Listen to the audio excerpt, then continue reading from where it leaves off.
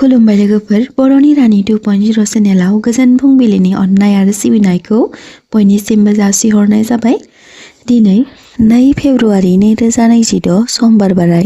नोंथांमोना दिनैनि बे भिडिअनि गेजेरजों मोनथिनो हागोन दि नोंथांमोननि सानसेयारि फान्जामुथिया बोरै बारलांगोन बेनि सोमोन्दै। बेनिखायनो नोंथांमोनखौ बयखौबो भिडिअखौ जोबजासिम नायजोबलांनो थाखाय खावलायनाय जाबाय। दिनैनि सानाव कर्कट राशिफोरनि थाखाय जोबोर मोजां। बेबादिनो खायसे राशिफोरनि थाखायबो दिनैनि साना गाहामैनो बारलांगोन आरो खायसेफोरनि थाखाय एसे एनै सांग्रांथिखौ फोरमायथिनाय जादों। फै दानिया मोनथिना लादोनि बै मोनजिनै राशिफोरा दिनैनि सानाव बोरै बारलांगोन बेनि सोमोन्दै। गिबि राशि महरै मेष राशि। मेष राशिफोरनि थाखाय दिनैनि साना गोब्राबथि नुजानो हागौ। जायखिजाया खामानि फारसे नारसिनथाया बांनो हागौ, जायनि थाखाय सावस्रिखौ मेंग्लिखांनाय मोनगोन। थासारिया दिदोमै बारलांगोन, नाथाय जायखिजाया फैसा सोसननाय खामानिफोराव सांग्रां जानाया मोजां। जिउनि लोगोजों मोजाङैनो सम बारलांहोनो हागोन। बेफार फालांगियाव मोजाङै नायबिजिरनाया गोनांथि। मेष राशिफोरनि दिनैनि खाफाल गोनां अनजिमाया जादों 9 आरो खाफाल गोनां गाबा जादों गोजा। वृषभ राशि। राशि बादियै वृषभ राशिफोरा दिनैनि सानाव धोन लाभ खालामनो हागोन। अफिसफोराव खामानिया बांनो हागौ। नोंथांमोना दिनैनि सानाव गावबा गावनि खुगाखौ हमथाना बाथ्रा बुंनाया गोनांथि। नखराव अनज्लायनाय फैगोन। मोजां मोनज्लायनायफोरनि थाखायबो दिनैनि साना गाहामैनो बारलांगोन। बेफार फालांगियाव मुलाम्फा खालामनो हागोन।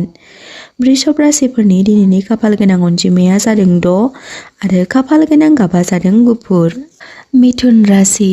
राशि बादियै गोबां खामानिनि थाखाय ओजों ओजाय खारथिंनो गोनां जानो हागौ। गोदान खामानि जागायजेननो थाखाय समा मोजां। नाथाय नोंथांमोना दिनैनि सानाव खरसा फारसे सांग्रां जानाया मोजां। सावस्रिखौ नारसिनथाय मोनखांनो हागौ। धोरोमारि खामानिफोराव गोसो जगोन। केरियार फारसे गाहामैनो बारलांगोन। मिथुन राशिफोरनि दिनैनि खाफाल गोनां अनजिमाया जादों 5 आरो खाफाल गोनां गाबा जादों गोथां। कर्कट राशि। राशि बादियै कर्कट राशिफोरनि थाखाय दिनैनि साना जोबोर मोजाङै बारलांगोन। बेफार फालांगियाव मुलाम्फा खालामनो हागोन। जिउनि लोगोजों रंजा खुसियै सम हगारहरनो हागोन। सावस्रि बिथिङाव मोजां। केरियार फारसे जौगासारनाय मोननो हागोन। धोरोमारि खामानिफोरा मावफुंजागोन। कर्कट राशिफोरनि दिनैनि खाफाल गोनां अनजिमाया जादों 2 आरो खाफाल गोनां गाबा जादों गुफुर। सिंह राशि। राशि बादियै दिनैनि सानाव सिंह राशिफोरनि गेजेराव फोथायनाया बांगोन। खामानि फारसे जौगासारनाय मोननो हागोन। मोजां मोनलायनायाव मिलौदो महर मोनगोन। गोबाव समनिफ्रायनो थाबथानानै थानाय खामानिफोरा आबुं महर मोनखांनो हागौ। केरियार फारसे जौगासारनाय मोननो हागोन। सावस्रिया गाहामैनो बारलांगोन। सिंह राशिफोरनि दिनैनि खाफाल गोनां अनजिमाया जादों 1 आरो 6 आरो खाफाल गोनां गाबा जादों गोजा। कन्या राशि। राशि बादियै केरियार फारसे जौगासारनाय मोननो हागोन। थासारियाव मुलाम्फा मोननो हागोन। सावस्रि बिथिङाव सांग्रां जानाया मोजां। जानाय लोंनाय बिथिङाव मोजाङै नायबिजिरनाया गोनांथि। बेफार फालांगियाव मुलाम्फा खालामनो हागोन। मोजां मोनलायनायाव गाहामैनो बारलांगोन। कन्या राशिफोरनि दिनैनि खाफाल गोनां अनजिमाया जादों 4 आरो खाफाल गोनां गाबा जादों फान्थाव गाब। तुला राशि। राशि बादियै खामानि बिथिङाव बांनायखौ नुनो मोनगोन। धोन बारायहोनो हागोन। केरियार फारसे गाहामैनो बारलांगोन। बायदिसिना नारसिनथायनिफ्राय बारग'नो थाखाय इसोर शिबनि फुजा खालामोब्ला मोजां। मोजां मोनलायनाय बिथिङाव गाहामैनो बारलांगोन। जुलि जानायफोरनि थाखायबो मोजां सान। तुला राशिफोरनि दिनैनि खाफाल गोनां अनजिमाया जादों 7 आरो खाफाल गोनां गाबा जादों निला। वृश्चिक राशि। राशि बादियै वृश्चिक राशिफोरनि थाखाय गोदान खामानिनि लामा गेवगोन। बादायलायनाय बिथिङाव जौगासारनाय मोननो हागोन। बेफार फालांगियाव मुलाम्फा खालामनो हागोन। जुलि जानायफोरनि थाखाय दिनैनि साना मोजाङैनो बारलांगोन।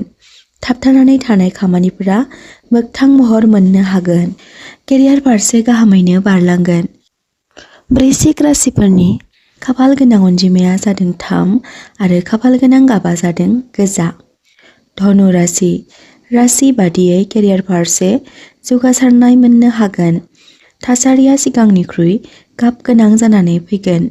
बहाबा गोजान जायगायाव दावबायनो थांनो हागौ। जिउनि लोगोनि आबुं मदद मोननो हागोन। मोजां मोनलायनायफोरनि थाखाय थासारिया गाब गोनां जानानै फैगोन। धनु राशिफोरनि दिनैनि खाफाल गोनां अनजिमाया जादों 3 आरो खाफाल गोनां गाबा जादों गोमो। मकर राशि। राशि बादियै मकर राशिफोरनि थाखाय दिनैनि साना गाहामैनो बारलांगोन। खस्थ'नि गोदै फिथाइ थायनायखौ नुनो मोनगोन। नखराव मोजां खामानिफ्रा मावफुंजानो हागौ। धोरोमारि खान्थिफोराव गोसो जगोन। बिमा-बिफानि मदद मोननो हागोन। जिउनि लोगोनिफ्राय आबुं हेफाजाब मोननो हागोन। सावस्रि बिथिङाव गाहामैनो बारलांगोन। मकर राशिफोरनि दिनैनि खाफाल गोनां अनजिमाया जादों 8 आरो खाफाल गोनां गाबा जादों गोसोम आरो निला। कुम्भ राशि। राशि बादियै कुम्भ राशिफोरनि थाखाय खामानिया बांनो हागौ। अफिसफोराव खामानिया एसे एनै बांद्राय जानो हागौ। खायसे लोगोफोरनि बिथिङाव नोंथांमोना सांग्रां जानाया मोजां। मोजां मोनलायनायफोरनि थाखाय दिनैनि साना गाहामैनो बारलांगोन। नोंथांमोना दिनैनि सानाव गावबा गावनि सावस्रि फारसे सांग्रां जानाया मोजां। बेफार फालांगियाव मुलाम्फा खालामनो हागोन। केरियार फारसे गाहामैनो बारलांगोन। कुम्भ राशिफोरनि खाफाल गोनां अनजिमाया जादों 8 आरो खाफाल गोनां गाबा जादों निला। मीन राशि। राशि बादियै मीन राशिफोरनि थाखाय फोथायनाया बांगोन। गोदान खामानिफोरा जागायजानो हागौ। जोखोम जानाय खामानिफोराव सांग्रां जानाया मोजां। जिउनि लोगोफोरजों मोजां सम हगार हरनो हागोन।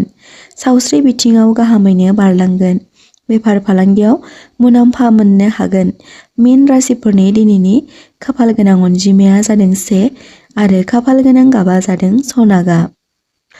दिनैनि सानसेयारि फानजामुथि फरायथिनाय भिडिअ'खौ जाय बिथांमोनहा जोबजासिम नायजोबलांबाय बिथांमोननि थाखाय आंनि गोसो गोरबोनिफ्राय हाजासे अननाय आरो सिबिनायखौ बावहरनाय जाबाय। आरो बेजों लोगोसे नोंथांमोना सोरबाफोर दिनैसो बर'नि रानि 2.0 चेनेलाव गोदानै फैसनदोंब्ला चेनेलखौ साबस्क्राइब खालामना लाब्लानो जाबाय। आरो बेजों लोगोसे नोंथांमोना बे भिडिअ'खौ नोंथांमोननि लाइफआव एसेब्लाबो इउजफुल मोनदोंब्ला कमेन्ट बक्सआव कमेन्ट खालामनो दाबाव।